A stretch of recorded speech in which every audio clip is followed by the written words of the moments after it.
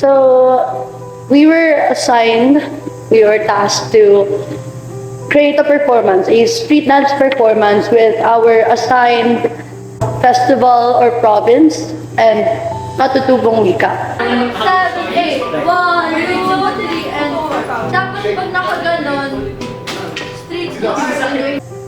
Not gonna lie, I kind of expected that I was going to be assigned as the section leader. So, sino yung maging section leader natin? And then I just heard around the classroom, odds. I was like, oh, okay. I had this tiny bit of pressure, but it was okay. 1, 1, 1, 1.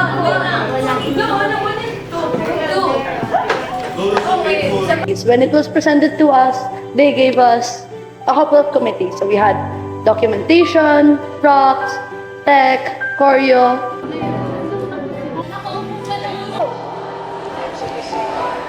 Hi guys, Rocky team.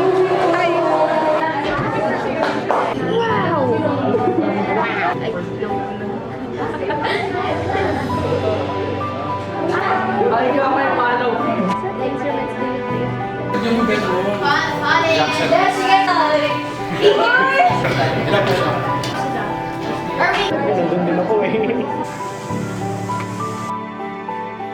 It started off really good. Everybody was just excited to work on this, to present an output that everyone is going to be proud of. We just started laying out ideas, what we wanted. I told each committee what I wanted to see because ever since the announcement, I already had a vision, some sort of vision, and I already knew what I wanted to see. It was going great.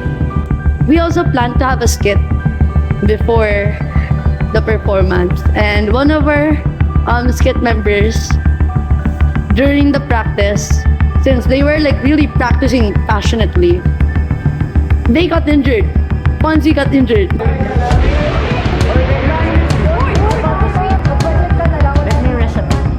Everyone was like, what do we do? Since so far that was our only progress. Since the main part of the dance, we still didn't have music for it. We still didn't have choreo for it since we didn't have music. And so we didn't know what to do since we didn't want to practice the skit again.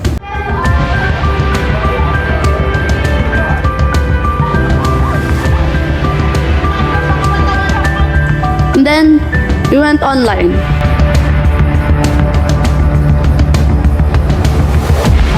And it was so long. We didn't really have progress. That was our biggest problem because choreo was relying heavily on the music, on tech to finish the music. But tech, the progress was extremely slow and it delayed the whole thing by so much. The tech members got burned out because they really wanted to compose their own music for our PP. Took a big hit on our progress.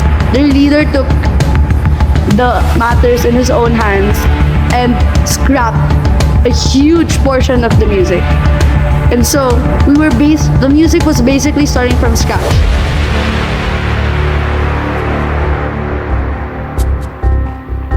And then after online, first week we had extremely slow progress because we only focused on the first part of the dance, which is what we call the agriculture. And that was the only thing we practiced the whole time, which I think that the teachers were getting tired of seeing the same dance over and over again and were waiting for actual progress.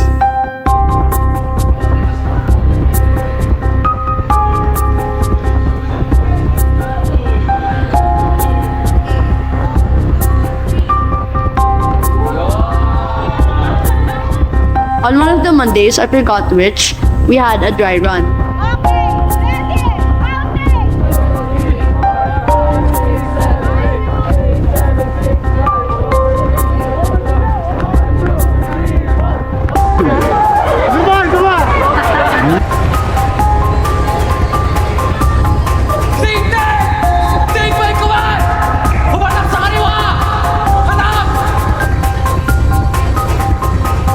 And where our music was also played and we had to do the formations in the gym for us to get used to it.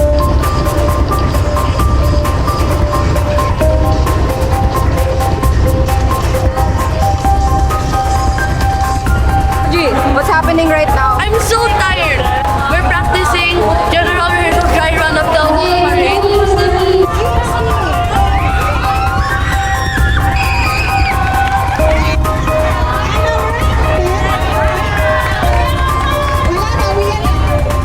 But the problem is, we haven't practiced the formations. The formations weren't actually done.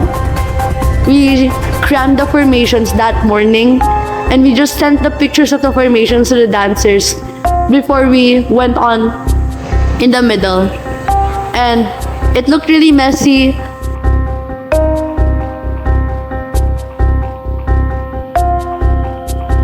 We also reported to school on Wednesday. On the first half of Wednesday, admittedly, we didn't really do much. That morning, we didn't really have time. Well, we did have time to work on it. It's just my regret that we didn't make use of it.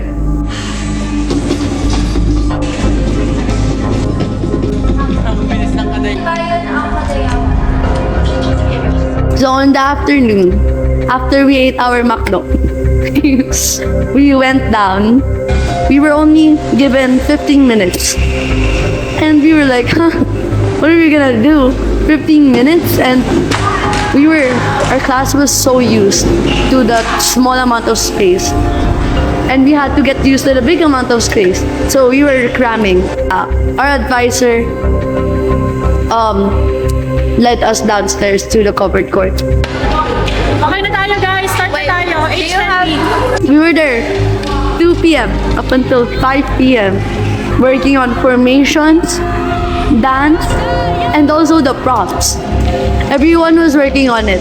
The music, I'd say, was 95% done at that point. So the dancers, we really went over each formation and we made sure that everyone was used to a big space. We took a break, but during that break, we talked about the props. Now that we were in the covered court, we were given a bigger space, we looked at the props and it looked so small. No, it wouldn't stand out in the middle of the gym. And then we also had bilaos that looked good, but you know, like the fans, we didn't have that. May nasirang props? Tignan mo to, nasira. Oh my God. Hindi man nakiningan. And then, another problem. Yung Mount Apple. Ang liit ni. Yung Mount Apple. It was supposed to be our main focus for the dance. It just didn't look like the main focus. Our classmates, Fiel, offered her mom to paint. So we got a cloth, a big white cloth, and then overnight, her mom painted Mount Apo. Then aside from that, the costume. Okay, the costume looked great, but we looked really bland. If one was to research what Kadayawan is, Kadayawan had really colorful costumes, big, extravagant costumes, and we really didn't have that. Now, the morning of the performance. 2 hours of practice, and what really annoyed me was I emphasized that we were strictly 6 a.m. 1 hour into the practice, there were very little dancers there. And we didn't get to work on the costumes either because we were focusing on the dance and also the props. We were focusing on that. It wasn't done that morning. We were like one of the last ones to assemble in the student lounge. And it was just so stressful. Siyempre naman, kasi we have good leaders in our class. Kaya ni Elisha, kaya ni Audrey, sila Elliana, sila Tika. I'm sure kaya naman natin to. Kahit yung mga dancers na hindi dancer talaga, I'm sure naman na makaka-cooperate din sila. Kahit hindi natin mabigay yung best product natin, I'm sure kaya naman natin bigyan yung all natin. Kahit may mga online class din. Yes. Matagal naman na tayo magkakasama eh. So, I think walang problema na makaka-work tayo together. Ito din yung unang PT natin na sa class. And I think na magiging successful though, syempre laging magkakaroon ng struggles sa mga PT na ganda. But overall, I think we will have a successful performance test naman. Una yeah, una yeah, una yeah, una.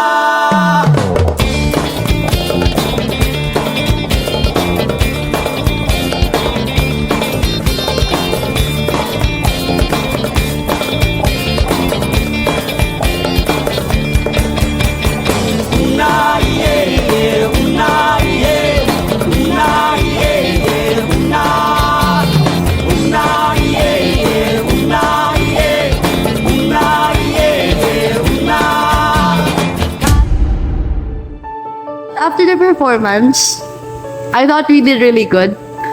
I thought we were okay.